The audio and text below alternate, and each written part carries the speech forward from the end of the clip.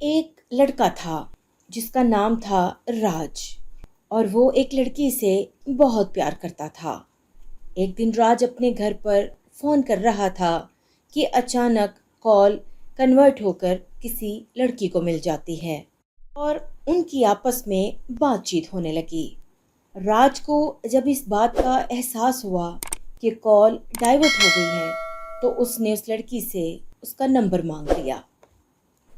लेकिन लड़की ने बिना किसी हैरानगी के और सवाल के अपना नंबर राज को दे दिया। और उसके बाद राज ने उसके नंबर पर कॉल की और बातें करने लगे। पहले पहल तो वो दिन में थोड़ा थोड़ा बात करते थे, लेकिन गुजरते वक्त के साथ प्यार गहरा होने लगा। फिर वो रात भर बात करने लगे और कुछ ही दिनों के बाद वो अक्सर मिलने भी लगे। उस लड़की का नाम स्नेहा था। स्नेहा बहुत ही समझदार किस्म की लड़की थी, जो कि हर वक्त राज को यही समझाती थी, तुम अपनी पढ़ाई लिखाई पर ध्यान दो राज, बातें तो हम सारी जिंदगी करते रहेंगे। लेकिन राज राज तो स्नेहा से बहुत प्यार करता था। वो स्नेहा से बात किए बगैर रह नहीं पाता था। कुछ ही दिनों के बाद स्नेहा ने राज से बात करना बहुत कम कर दी, जिससे राज को लगने लगा कि स्नेहा अब उससे दूर जाने लगी है। राज ने बहुत समझाया स्नेहा को। प्लीज देखो, मुझ में ऐसी क्या कमी है जो तुम मुझे छोड़कर जा रही हो।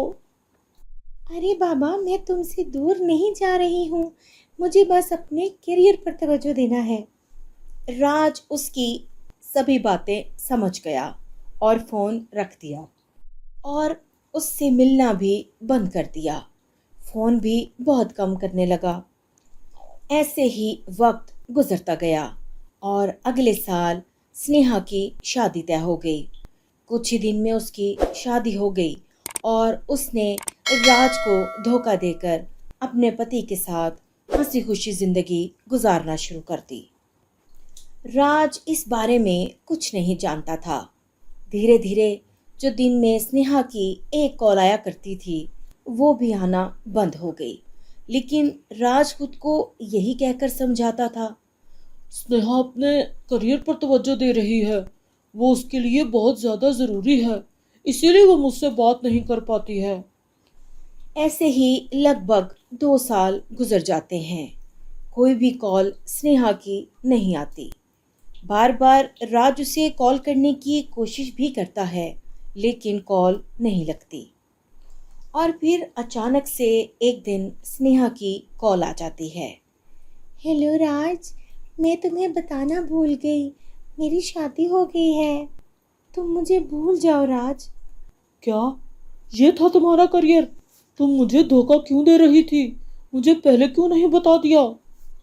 फिर एक दिन स्नेहा अपने शौहर के साथ कार शोरूम में गई, जहां उसका शौहर नौकरी करता था। तभी वहां उसे राज नजर आता है। वो राज के पास जाती है और बात करती है। अरे राज, तुम यहाँ?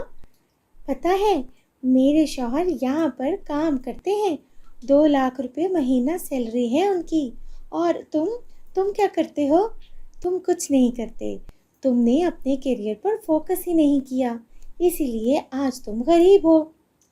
उसकी इन सभी बातों के जवाब में राज कोई भी जवाब नहीं देता कि तभी सामने से स्नेहा का शौहर आता है और पूछता है, अरे स्नेहा, तुम मेरे बॉस को जानती हो?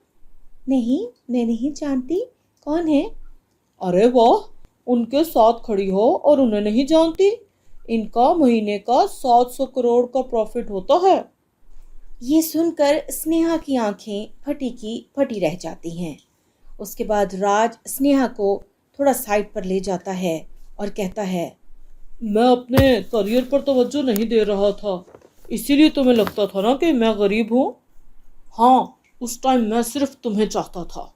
तुम्हें तुम्हारी शादी मुबारक हो। ये कहकर वहाँ से राज चला जाता है।